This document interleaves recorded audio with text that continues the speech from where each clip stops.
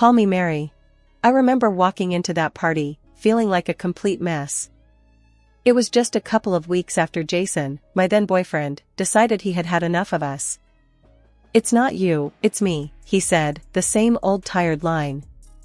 So there I was, drowning my sorrows in a glass of cheap wine, surrounded by couples looking all happy and in love at our friends' get-together. I felt out of place, like a sore thumb sticking out in a sea of bliss. Enter Alex. I hadn't noticed him until he was right beside me, his sudden appearance pulling me out of my gloomy thoughts. Looked like you could use some company, he said, his voice smooth, with a hint of something I couldn't quite place. I remember looking up, ready to give him a piece of my mind, but the words died on my lips. There was something disarmingly honest in his gaze that made me pause. Company, or a distraction? I retorted, my tone sharper than I intended. I was in no mood for small talk or flirting. Whichever you need more, he shot back with a grin that was both infuriating and charming at the same time. It was the first time in weeks that I found myself genuinely smiling, despite my best efforts to stay miserable. We spent the rest of the evening talking about everything and nothing. Alex had a way of making the mundane interesting and the heavy stuff seem lighter. He didn't pry into why I was upset, nor did he offer any unsolicited advice. He just was there, making me laugh and forget about the heartache, if only for a few hours. As the party winded down, he offered to walk me home. It's late, and the streets aren't exactly friendly at this hour, he said, a note of concern in his voice that felt comforting. I hesitated for a moment, my mind screaming at me that it was a bad idea to walk alone with a guy I had just met. But then, looking into his eyes, I felt an inexplicable trust. Alright, but if you try anything funny, I swear I'll scream, I warned him, half joking, but also dead serious. Alex threw his head back and laughed, a sound that was unexpectedly delightful. Fair enough. I promise to be the perfect gentleman, he said, offering me his arm in an exaggeratedly gallant gesture. That walk home was the beginning of everything. We talked about our jobs, our families, our dreams, and our disappointments. Alex worked in IT, a geek at heart with a passion for old-school video games and a knack for fixing just about anything. I told him about my job in marketing, how I loved the creativity it allowed me, but hated the office politics. By the time we reached my apartment, I didn't want the night to end. There was something about Alex that felt right, like a puzzle piece I didn't know I was missing. Thanks for tonight. I needed it more than I thought, I admitted, feeling a twinge of vulnerability. Anytime, Alex said, his voice soft. And hey, if you ever need a partner in crime or just someone to vent to, you know where to find me. And I did. In the days and weeks that followed, Alex and I grew closer. Our initial banter turned into deep conversations, and the more I got to know him, the more I liked him. He was caring and attentive, always there when I needed a shoulder to lean on or a laugh to brighten my day. It wasn't long before our friendship blossomed into something more. Looking back, I can hardly believe how quickly things progressed. But with Alex, everything felt easy, natural. It was as if we were meant to find each other that night, to heal each other's wounds and build something new together. The day he asked me to be his girlfriend, he did so with a clumsiness that was utterly endearing. So, I've been thinking, which is always a dangerous thing, he started, scratching the back of his neck nervously. But I really like you, more than I've liked anyone in a long time. And I was hoping, maybe, you'd feel the same way? I remember laughing, not at him, but at the absurdity of the situation. After all the heartache and disappointment, I had found someone who made me feel alive again. I do, Alex. I really do, I said, and the smile he gave me in return was everything. The honeymoon phase, they say, doesn't last forever. But when the shift came for Alex and me, it hit like a freight train. I'd come home from work, bone-tired from the day's grind, only to find Alex sprawled on the couch, eyes glued to the TV, surrounded by a day's worth of mess. At first, I brushed it off, chalking it up to bad days or just a man's typical disregard for clutter. But as days turned into weeks, and weeks into months, the pattern held. One evening, after a particularly long day, I walked in to find the living room looking like a disaster zone. "Seriously, Alex?" I couldn't keep the frustration out of my voice as I kicked a path through scattered shoes and gym bags. "You've been home for what, 4 hours? And the place looks like this?" Alex barely glanced up from his game. "What's the big deal?" "It's just a bit of mess," he replied, his tone dismissive. "A bit? You call this a bit?" My patience was wearing thin. "I've been at work all day, and I come home to this. It wouldn't kill you to tidy up a bit, would it?" He shrugged, a gesture that made my blood boil. "I work too, you know. Why should I spend my free time cleaning?" "Because you live here," I shot back. "It's called being an adult, Alex. Taking responsibility." His response was to turn up the volume on the TV, effectively ending the conversation. I stood there, fuming, as the realization sank in. This wasn't just about the mess. It was about respect, partnership. And right then, it felt like I was lacking both. One night, in a desperate bid for some semblance of order, I decided to tackle the kitchen. The sink was piled high with dishes, leftovers turning into science experiments. As I scrubbed and scraped, I couldn't hold back the tears. This wasn't the life I envisioned. This wasn't the partnership I signed up for. Alex found me there, elbow-deep in suds and misery. "Hey, what's this?" he asked, his voice softer now, laced with concern. I shook my head, unable to find the words. "I'm just tired, Alex. Tired of feeling like I'm doing this all alone." He sighed, running a hand through his hair. "Look, I get it. I'll try to do better, okay?" But trying didn't seem to translate into action. Days passed, and the pattern continued. Promises were made and broken, leaving me to wonder if this was our new normal. The man I married, the partner I thought I had, seemed more like a distant roommate, leaving me to question where we went wrong. It wasn't just the chores or the mess. It was the growing gap between us, the silent meals, the unspoken frustrations. I missed the man who walked me home that night, who made me laugh and feel loved. Now, I felt more like a caretaker than a wife, struggling to keep us afloat in a sea of indifference. "Alex, we need to talk," I said one evening, the words heavy with a mix of dread and hope.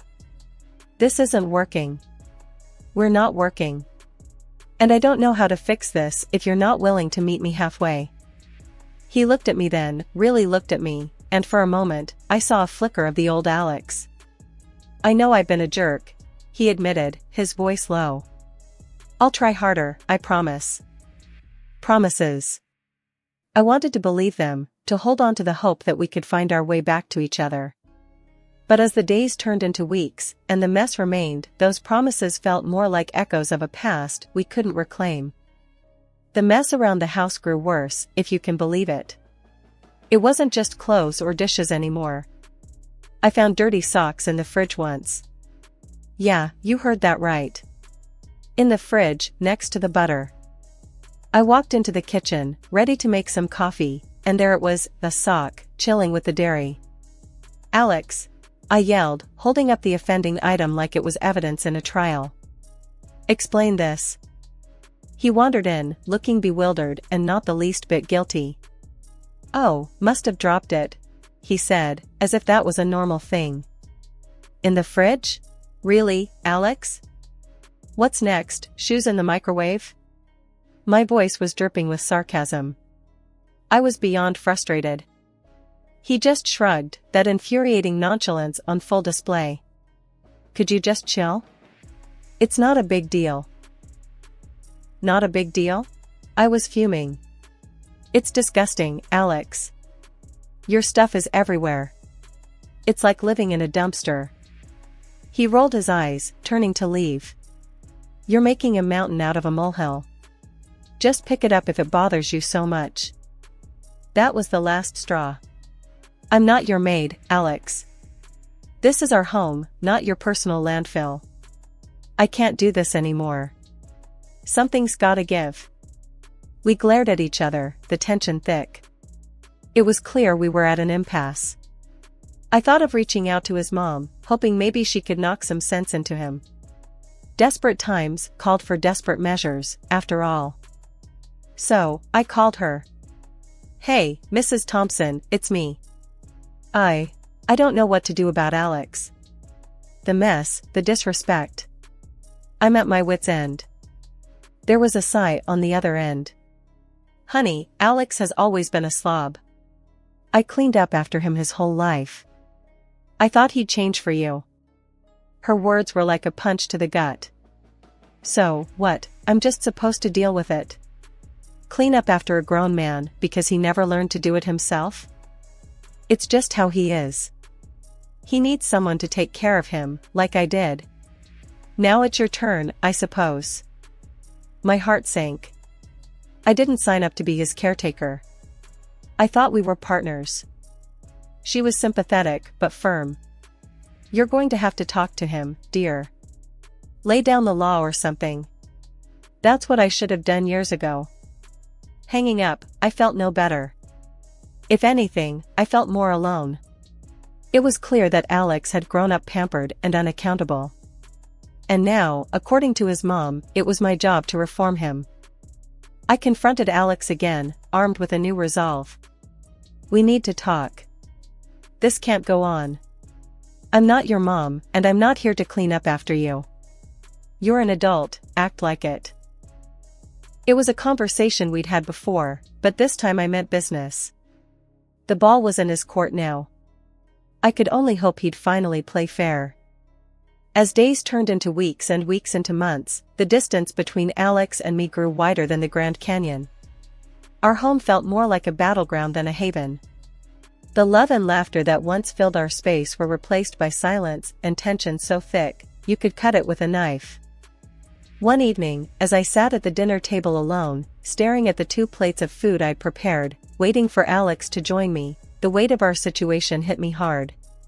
He stumbled in well past the time we usually ate, his face flushed, not from the cold outside but likely from a few drinks after work. "Where've you been?"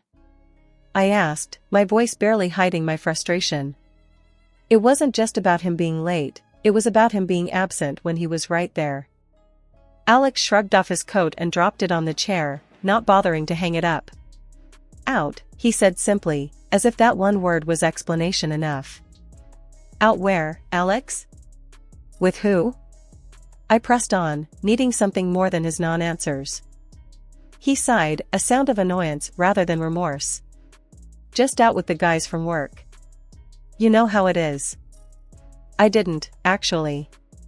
Our once shared experiences and stories had turned into his life and my life, with a chasm between. We used to go out together, remember? We had friends, a social life together. Now, it's like you're living a whole separate life. He finally looked at me, his eyes not meeting mine. "I just needed some space, okay? You're always on my case about something. The cleaning, the dishes, being home on time. Can't a guy catch a break?" His words stung, not because they were entirely untrue, but because they underscored how far apart we drifted. "A break?" I echoed, my voice rising despite my attempt to keep calm. "I'm not your warden, Alex. I'm your wife. Or at least, I thought I was. Partners give each other breaks, they don't take breaks from each other." Alex didn't respond. He just moved past me, heading for the fridge to grab a beer, as if that could solve everything. I watched him, a man I no longer recognized, and wondered how we got here. How did the man who once walked me home in the rain, who made me laugh until my sides hurt, become a stranger in his own home? "We're not okay, Alex," I said, the realization hitting me hard. "We're not okay, and I don't know if we can fix this." He paused, beer in hand, and for a moment, I thought I saw a flicker of the old Alex, the one who cared, who fought for us. But then he shrugged, a gesture that had become all too familiar. "Maybe you're right. Maybe we're not okay." His agreement should have been a relief, an acknowledgement of our problems. But instead, it felt like a door closing, a silent confirmation that we were too far gone to find our way back to each other. I used to hate the idea of business trips, preferring the comfort of home over the sterile environment of hotel rooms. But as the rift between Alex and me widened, those trips became my sanctuary. Escaping the constant tension and the cold silence that had settled over our house was a relief. I'd brace myself every time I returned, expecting to walk into the aftermath of a tornado.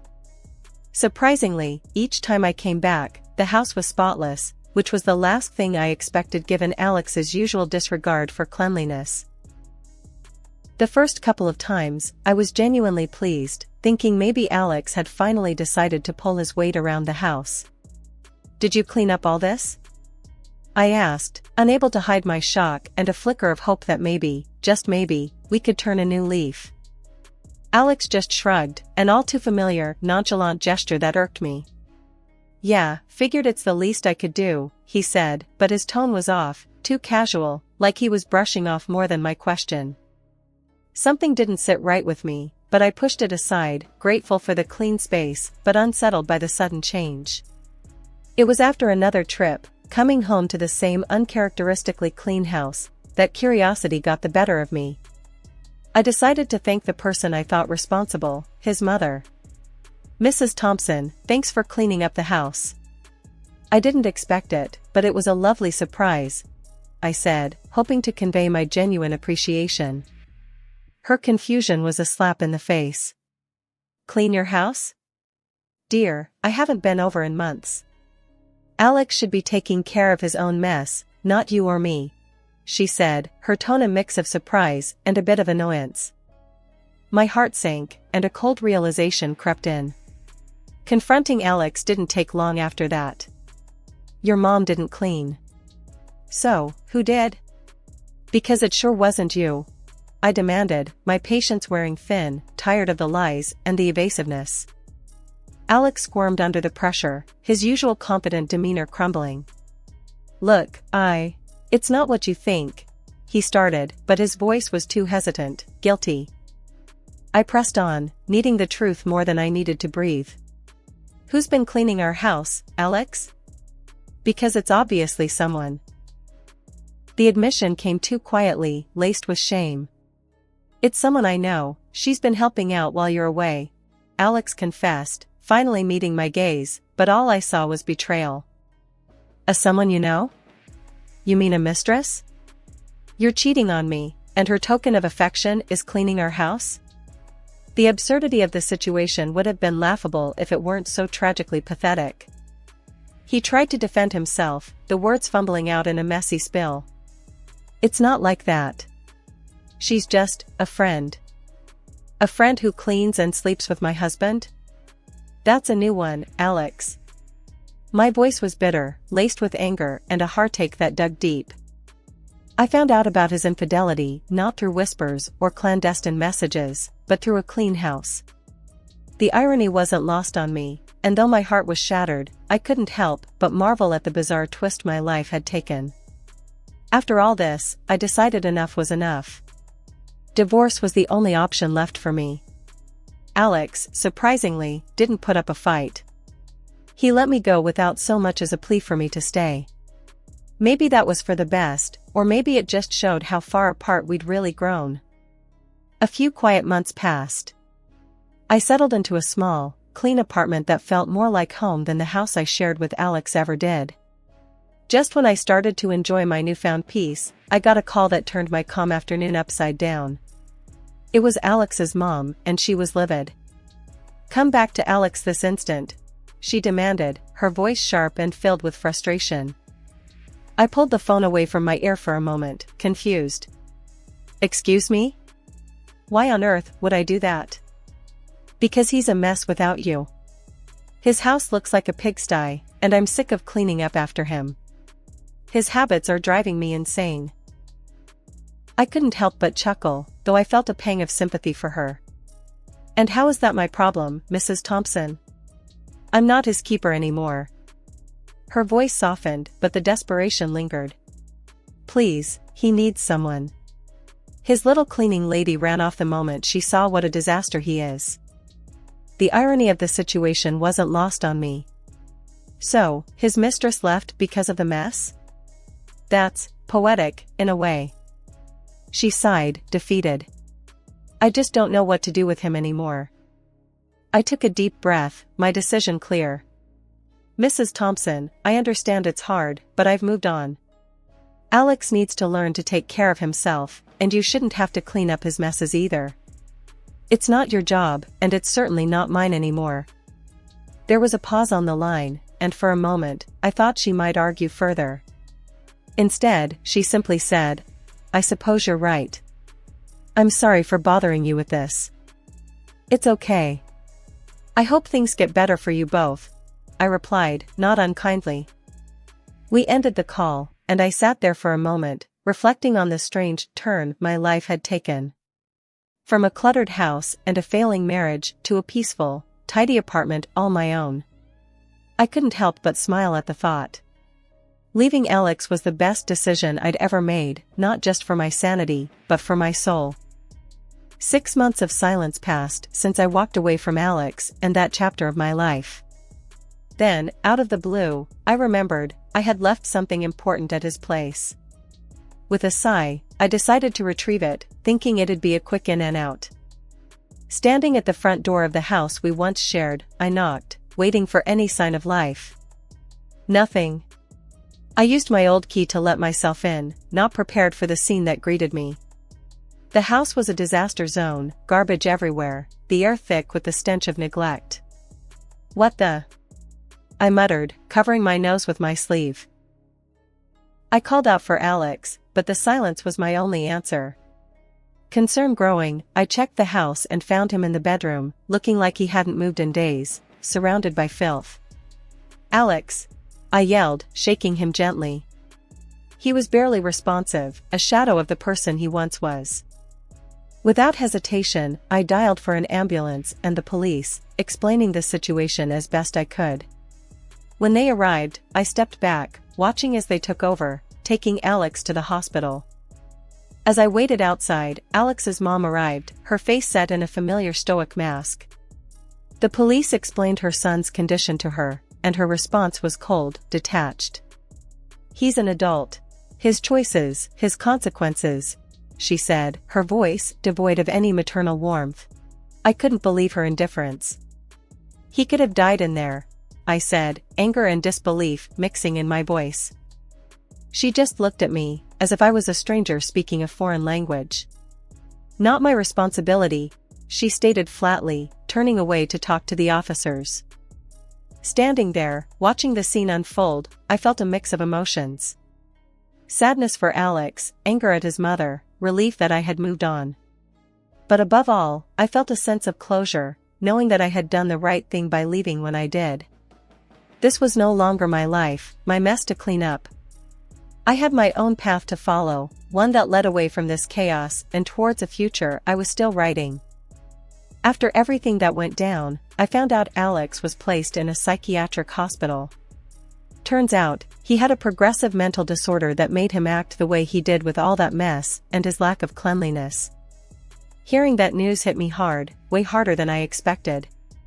Despite all the hurt and chaos, I couldn't help feeling sorry for him. So, I decided to visit him, even if his own mom couldn't be bothered. The hospital was stark and sterile, a far cry from the cluttered home we used to share. I met with his doctor, a kind man who seemed genuinely concerned for Alex. His condition's advancing faster than we hoped, he told me, his voice heavy with regret. At this stage, there's not much anyone can do except make sure he's comfortable and safe. I nodded, feeling a lump in my throat. And his mom? Does she come by? I asked, already knowing the answer. The doctor shook his head. Haven't seen her. It's tough, patients like your ex-husband, they need all the support they can get. I left the hospital with a heavy heart. Alex's mom hadn't changed a bit, still as cold and distant as ever. It was clear she had washed her hands of him, leaving him to face his demons alone. I couldn't help but wonder if things would have been different if she'd shown him a bit more love, a bit more care. As for me, life moved on. I found peace in my little apartment, a place I could call my own without any reminders of the past. I started anew, building a life that was entirely mine, free from the shadows of what used to be. My visits to Alex became less frequent, not because I didn't care, but because I realized it was time for me to let go and heal. I often thought about Alex, hoping he found some semblance of peace in his own mind. As for his mother, well, I hoped one day she'd realize the mistake she made in abandoning her son when he needed her the most. But that was a journey she had to make on her own. The aroma of freshly brewed coffee filled the air as I stepped into the cozy cafe, instantly warming me from the bitter chill outside. This was my sanctuary, a familiar space where I could breathe and recenter myself amidst the chaos of running my boutique. Little did I know that my peaceful morning routine was about to be shattered. Well, if it isn't Mira herself, a voice sneered from behind me.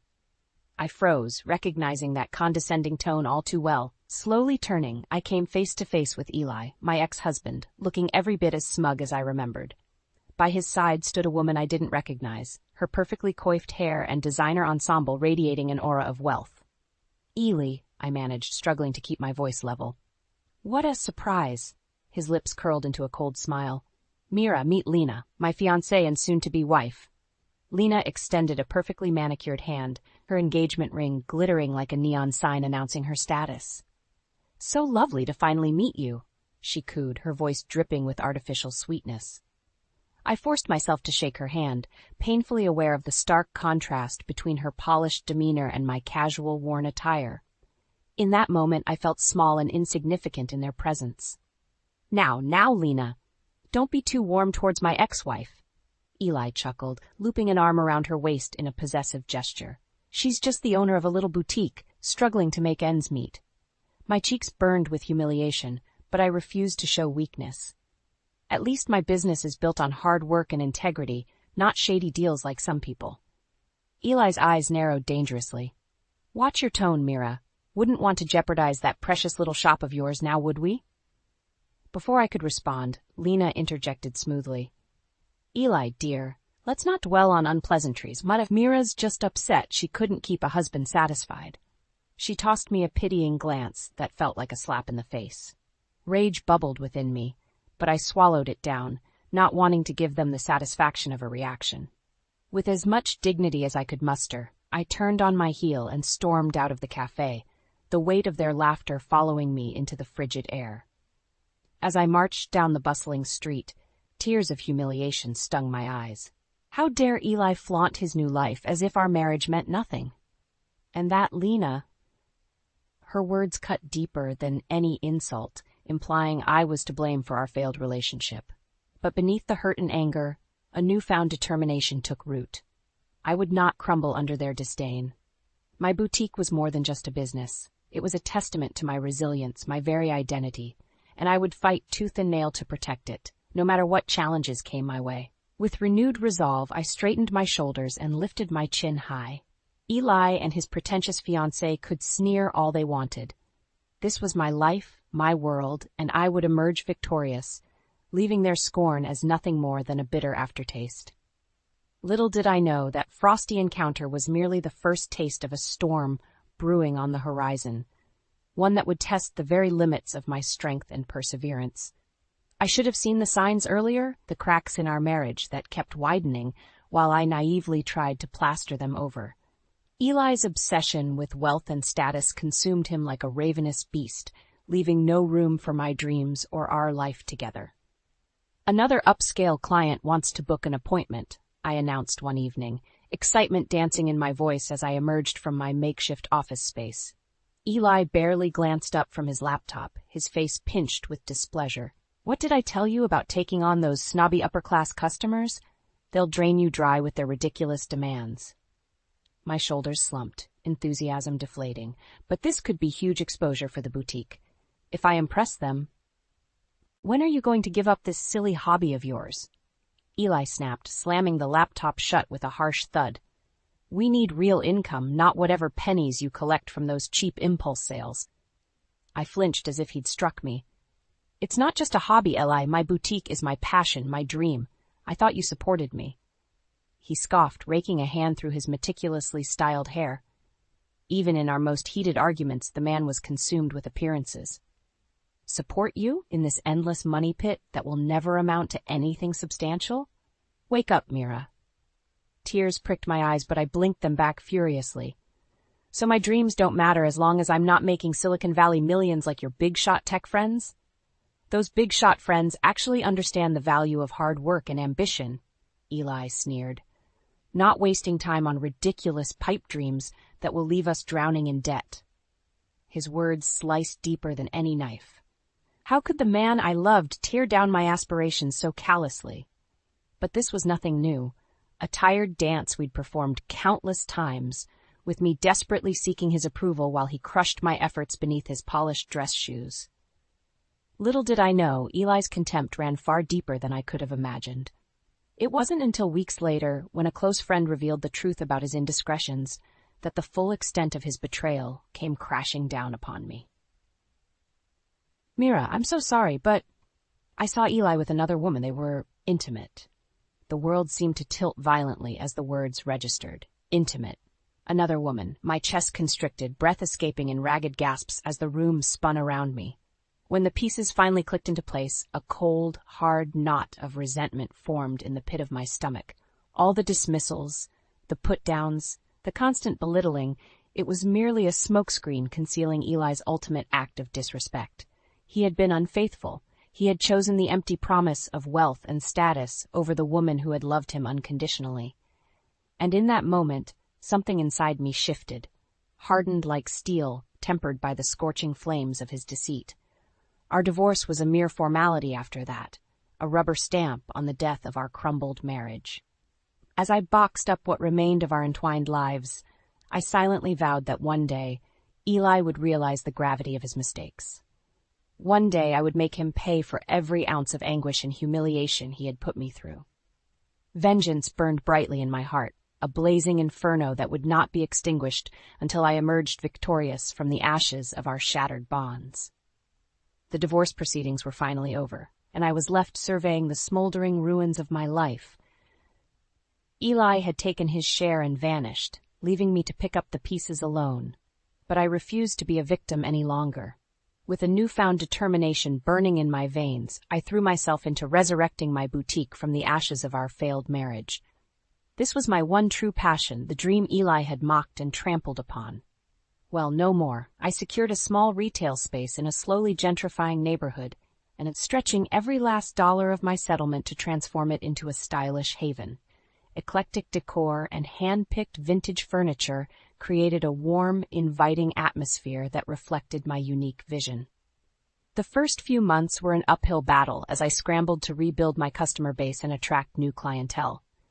Establishing myself in the competitive world of upscale retail felt like navigating a minefield. You'll never survive in this part of town. One dismissive shop owner sneered as I mistakenly wandered into his overpriced boutique seeking advice. These customers want luxury brands, not your cheap knockoff wares. I bit my tongue until I tasted copper, leveling him with an icy glare.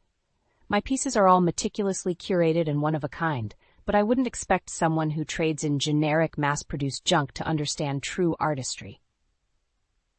The man's face mottled with rage, but I had already spun on my heel and stormed out, refusing to justify his insults with a response.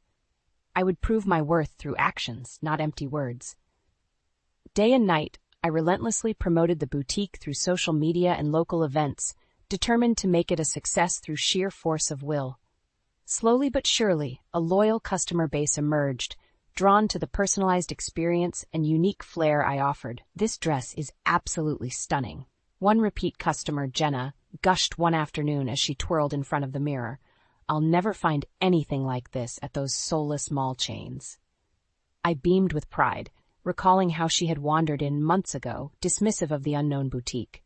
Through patience and a genuine personal touch, I had earned her trust and admiration.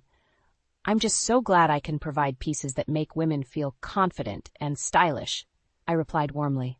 That's what true fashion should be about, empowering self-expression.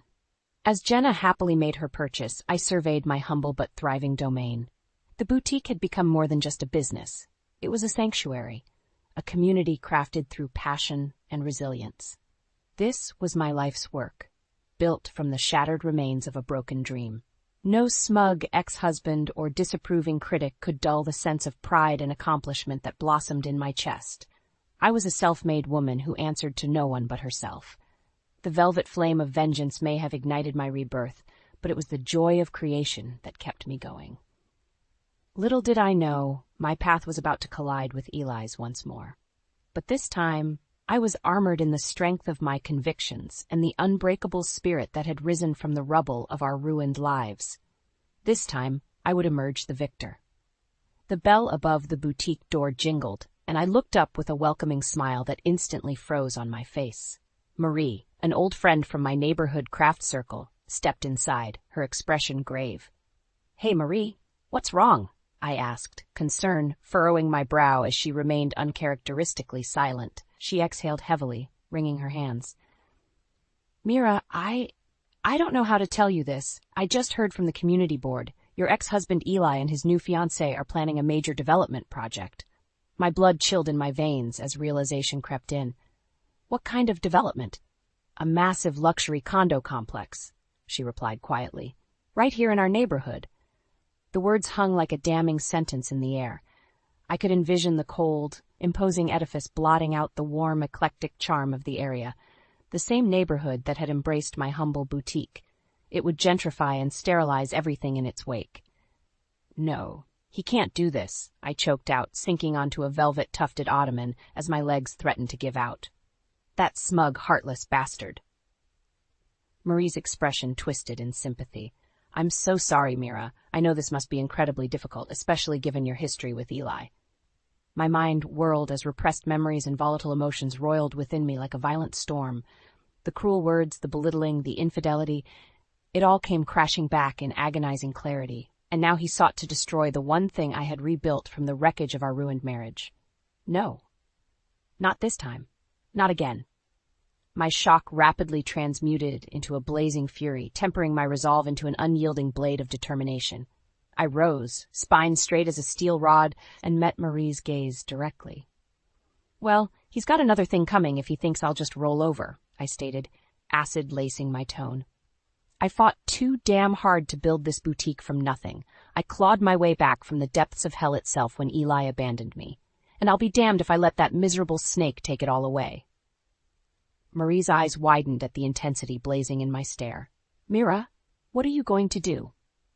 A feral smile carved itself across my face. What I should have done years ago, fight back by any means necessary. Eli wants to gentrify this neighborhood? Fine, I'll raise a storm of protest that will drown his pretentious project in a tidal wave of resistance. I stalked over to the window, glaring out at the idyllic tree-lined streets that would soon be endangered. "I spent too long being his victim, Marie. This time, the tables are turned. This time, the price of betrayal will cut much deeper than just a divorce settlement." Marie regarded me warily, but nodded in understanding. "You know I'm here for you, whatever you need." "I appreciate that," I replied, steely determination thrumming through my veins. "Because I have a feeling Eli is about to reap the whirlwind of a lifetime, and when the dust settles, it'll be me left standing tall while he wallows in the rubble of his shattered ambitions." My path was clear now. The velvet flames of vengeance roared within my breast, emboldening my every breath. If Eli thought I would surrender my boutique and my community without a vicious fight, he was gravely mistaken. This time, I would be the one dictating the terms of our engagement, and he would pay a heavy price for his deplorable arrogance. The next few weeks were a whirlwind of activity as I rallied opposition against Eli's luxury condo development. Going door to door, I urged fellow small business owners to join my cause. This gentrification scheme will destroy everything we've built. I implored Rajesh, the jovial owner of the neighborhood's beloved Indian eatery. They'll price us out with exorbitant rent hikes and soulless corporate chains. Rajesh stroked his beard thoughtfully. "You make a fair point, Mira. My humble restaurant would not survive such changes." "Then you must stand with me," I pressed. "Together we can raise awareness, protest at community meetings, apply pressure through all legal means necessary." His eyes blazed with resolution. "You have my full support. Eli and his ilk cannot be allowed to destroy the cultural heart of our neighborhood for their greedy ambitions. One by one, I accumulated a formidable coalition of passionate small business owners and concerned residents. The local thrift store owners, artisan bakers, even the manager of the rundown but beloved bingo hall, all united under the rallying cry of preserving our unique community. Meanwhile, I devoted countless hours to unearthing any shred of legal or ethical liability in Eli's real estate plans. Poring over public documents and records, I steadily compiled a damning portfolio of evidence. Environmental impact shortcutting, building code violations, shady zoning loopholes exploited for maximum profit margins. With each new discovery, my determination solidified like steel. "You think you can gentrify this neighborhood however you please?"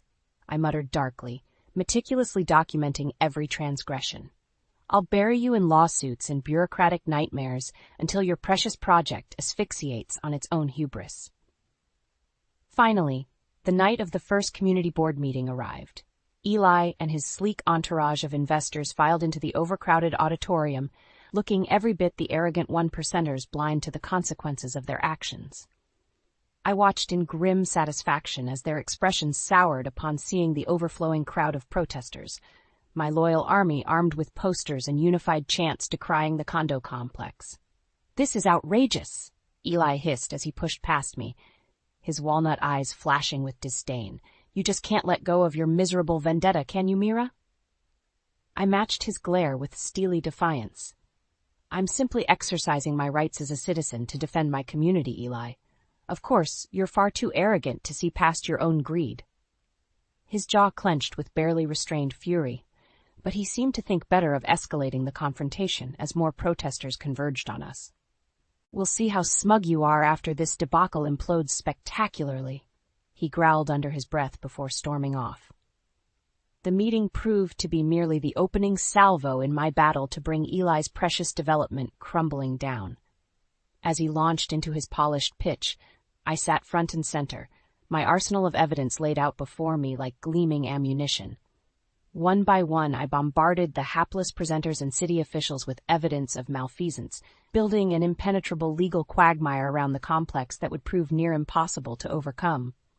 By the time the smoke cleared, Eli was a seething, crimson-faced contrast to his formerly smug composure. I had drawn first blood, exposing his shady practices to widespread public condemnation.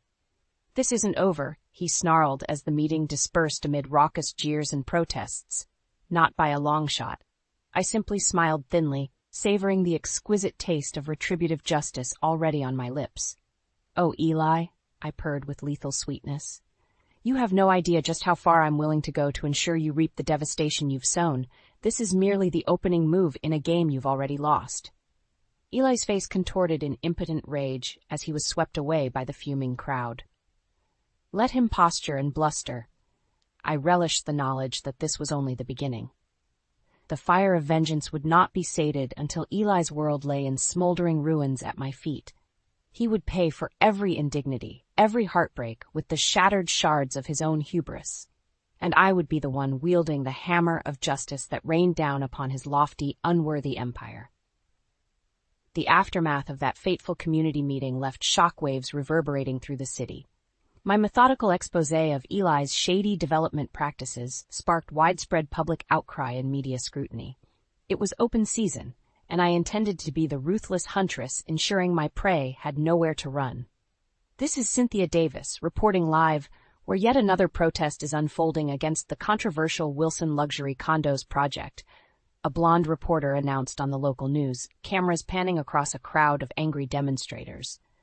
I smirked as Eli's harried face flashed on screen, dodging microphones and chants of "corrupt" while trying to exit his ostentatious sports car. A delicious sense of vindication coursed through me. My phone rang, displaying a number I recognized as Alicia's, a local journalist who had eagerly agreed to help amplify my cause. "Mira, you watchdog you," she greeted in a conspiratorial tone when I answered.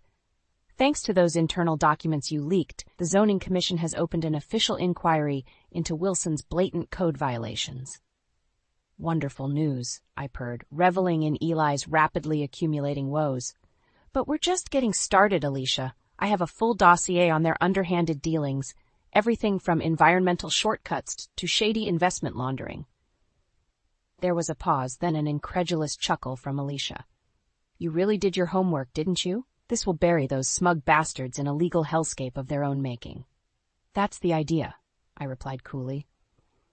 You have my full permission and cooperation to unleash the complete exposé. No punches pulled. Overnight, a veritable tsunami of sordid revelations hit the presses. Alicia's scathing front-page article methodically eviscerated the facade of propriety around Eli's precious project. Stories of greased palms, backroom deals, and egregious flouting of regulations splashed across newspapers and airwaves alike. Absolutely shameful, a panel discussant opined on a local talk show, my comprehensive evidence laid out before him. Wilson Development's contempt for ethical business practices seems to know no bounds. Why should hard-working taxpayers foot the bill for their blatant profiteering? The public relations nightmare showed no signs of abating as the list of Eli's sins grew by the day. Government inquiries were launched, construction permits frozen, investors began jumping ship in droves, repulsed by the reputational fallout. It was sheer poetic justice when Lena herself showed up unannounced on my boutique's doorstep, eyes rimmed with smudged mascara. He lied to me, she lamented brokenly as I ushered her inside, pulling a pristine handkerchief from my pocket to dab at her tears. About all of it. Sympathy was in short supply, considering how readily she had sneered at me during our unpleasant reunion. But I permitted her to unburden herself regardless. I come from old money, but we always took pride in conducting business ethically, honorably, Lena explained between hiccuped sobs. When I saw the things Eli had done, the corners cut and people exploited just to line his pockets, I was revolted. Somehow I'm not surprised, I said flatly. Eli's moral bankruptcy was always his most defining feature.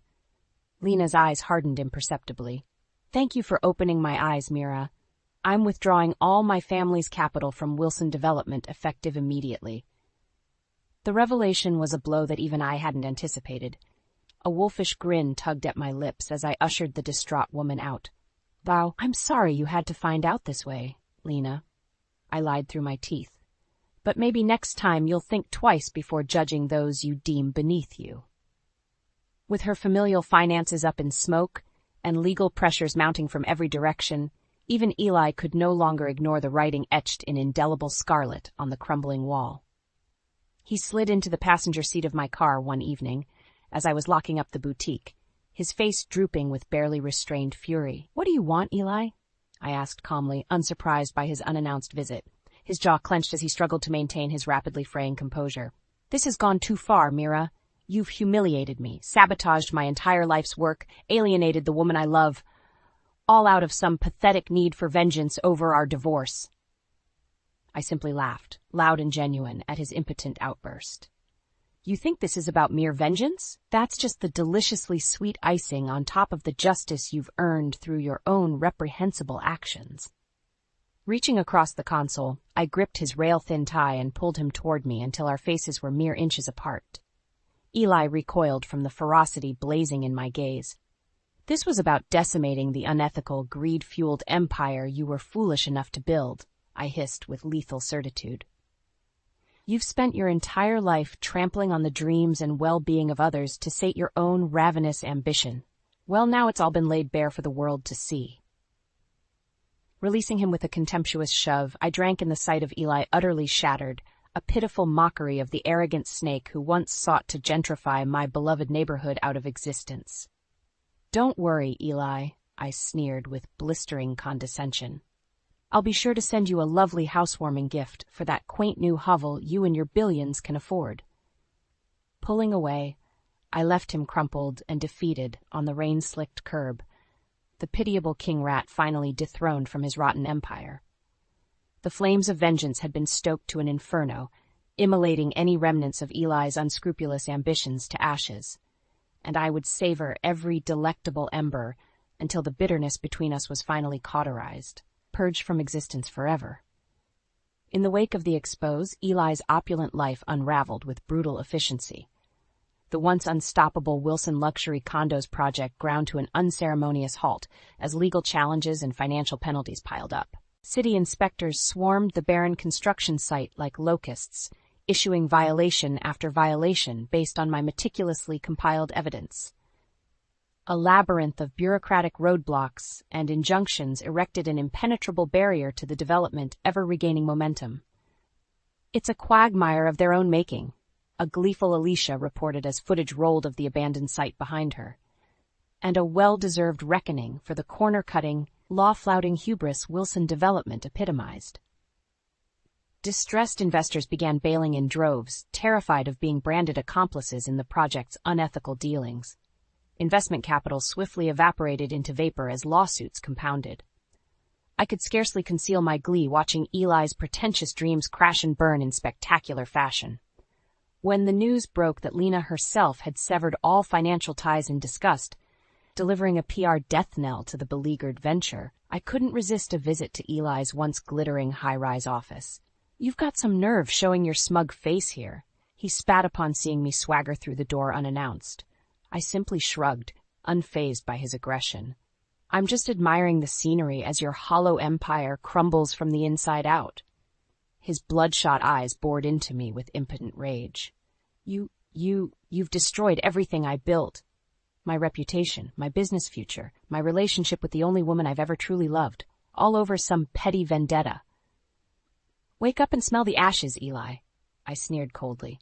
"This was never about vengeance. It was about dismantling the blight of unrestrained greed that you personify." I cast a disdainful glance around the lavish but increasingly desolate office space. All of this, it was built on a gilded foundation of exploitation and corner-cutting, pretty on the surface, but a rotting, ethical void eating away at the core. Grabbing the exquisite crystal decanter off his bar cart, I held it up to the light streaming through the plate glass window. "You always did favor the trappings of success over genuine substance, didn't you?" With a contemptuous sneer, I dropped the priceless ornament onto the marble floor, watching impassively as it shattered into glittering shards. "Just like your self-anointed empire," I intoned. "One well-placed crack in the veneer, and the whole rotten edifice implodes under the weight of its malignant foundations." Eli looked on, furious but impotent, as I turned on my heel and sauntered toward the exit. "I hope it was worth it, Eli, sacrificing integrity, ethical conduct, even the love of those closest to you, all in pursuit of that elusive success only the truly deluded could prize above all else. But don't worry." I tossed back over my shoulder with a mocking wink. "I'll be sure to stay tuned as your downfall reaches its fitting, inevitable conclusion." As I departed through the cavernous marbled lobby, leaving Eli to stew in the financial wreckage of his corporate kingdom, I felt lighter than I had in years. A profound cathartic release surged through me, expunging the lingering ghosts of betrayal and heartache that had shadowed me for too long. Eli had crafted his own undoing through sheer unadulterated greed and hubris. There was no need for vengeance, for stooping to match his depravity in order to defeat it.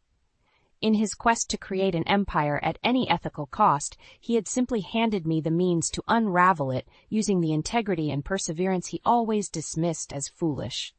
It was the ultimate deliverance of poetic justice, an empire of rot, dismantled from within by the integrity of one determined woman. I thought of Rajesh, Angela the thrift store owner, and the others who had lent their voices and support to my grassroots crusade. This decisive victory was as much theirs as mine, a stirring testament to the power of community solidarity over rapacious self-interest. As for Eli, his fall from corporate grace was only just beginning. Lawsuits, financial ruination, criminal probes, the karmic hammer would strike again and again until nothing remained of his tainted legacy. Only then could full reckoning be delivered. Still, a beatific smile tugged at my lips as I envisioned the years of ruin ahead for my disgraced ex-husband. The velvet flames of vengeance had finally burned themselves out. But the smoky embers of triumph warmed my soul with a profound, unshakable peace. My monster had been well and truly slain, not through hatred, but through the inexorable power of human perseverance over malignant greed. And as the sun set over my unblemished horizon, I inhaled deeply, at last tasting the crisp, revitalizing air of true deliverance. In the aftermath of Eli's downfall, a wave of support and goodwill buoyed my humble boutique. What was once a solitary endeavor blossomed into a vibrant community hub, embraced by the very neighbors I had fought to protect. "Did you see the incredible spread they did on you in City Living magazine?" Angela, the animated owner of the nearby thrift store, gushed one sunny afternoon as she browsed my signature rack of embroidered boho dresses. "Mira Ventura, the unstoppable force of neighborhood integrity," she read aloud from the glossy cover, her voice swelling with pride. "Not bad for a little hobby business, eh?" I laughed, equal parts embarrassed and deeply moved by the outpouring of support from those who once viewed me as just another quirky boutique owner. I was simply doing what anyone would do when faced with defending their community, I demurred modestly. But secretly I reveled in the evidence that my steadfast perseverance had transformed me into a celebrated local icon. "Well, this unstoppable force has another loyal customer." Angela winked, draping a vivid magenta dress adorned with intricate floral embroidery over her tanned arm. "Dinner with the girls is going to be so much cuter thanks to you." As she handed me her payment, I reflected on how my once solitary crusade had sparked a revitalized community spirit throughout the neighborhood. The threat of crass gentrification and cultural erasure had unified us all in a way I could have never predicted. From Rajesh's cheerful curry house to the Brunswick lanes where Andrea still reigned as bingo queen, my fellow small business owners radiated a renewed sense of vigor and determination to preserve the eclectic soul of our little enclave. No longer were we just strangers coexisting on the same bustling street corners. We were a tribe bonded by our shared trials and triumphs. Many nights, we would spill from whichever watering hole we congregated at and amble down the vibrantly muraled sidewalks, energized by the lively cross-pollination of cultures that made our neighborhood such a rare gem. In those moments, I felt an overwhelming swell of gratitude toward whatever cosmic forces had delivered me to this confluence of resilient individualists. Because in defending the authenticity of our home, I had inadvertently crafted my own rebirth from the ashes of past traumas. The specter of Eli and his betrayals no longer loomed like a perpetual storm cloud over my outlook. For far too long, I had allowed the baggage of our toxic marriage to define my identity and path forward. But seeing firsthand the transformative power of solidarity over cynicism had catalyzed my own metamorphosis from jaded divorcee into the self-actualized woman I had buried beneath the rubble of unrealistic expectations. I was Mira Ventura, the boutique owner who fought gentrification behemoths and emerged victorious without compromising her integrity. The unyielding spirit who rallied an entire community's resistance through sheer grit and determination. And most importantly, I was no longer a casualty of circumstance, but the master architect crafting my own destiny from a canvas of endless possibility. "Here's to new beginnings," I murmured the next evening, raising a glass of crisp white wine in a private toast. The soft clinking of crystal resonated like the sweet melody of liberty, echoing the exhilaration of having crossed the threshold into an invigorating future untainted by the demons of the past. My path would be paved by the courage of my own convictions, not shackled to the whims of those blinded by greed and pretense. I would embrace each new sunrise as a blessing of infinite potential, savoring the hard-won wisdom of one who stared defeat in the eyes and uncovered her unshakable spirit. As the velvety summer night enveloped my bustling neighborhood in its warm, enfolding embrace, I stepped outside and inhaled the heady scents of revelry. Spicy curry and street fare intermingling with the floral bouquets adorning the sidewalk trees. My monster had been vanquished, my quest for integrity and authenticity triumphant, and for the first time in far too long, I surrendered completely to the euphoric promise of new horizons gleaming brilliantly before me. A smile tugged at my lips as I meandered down the incandescent street, the melodic sounds of my community's vibrant soul caressing my world-seasoned heart. This was my rebirth, my deliverance into the life of abundance and purpose I had fiercely reclaimed through the ashes of adversity. And nothing, I knew with serene certainty, could ever extinguish the brilliant radiance of this new dawn.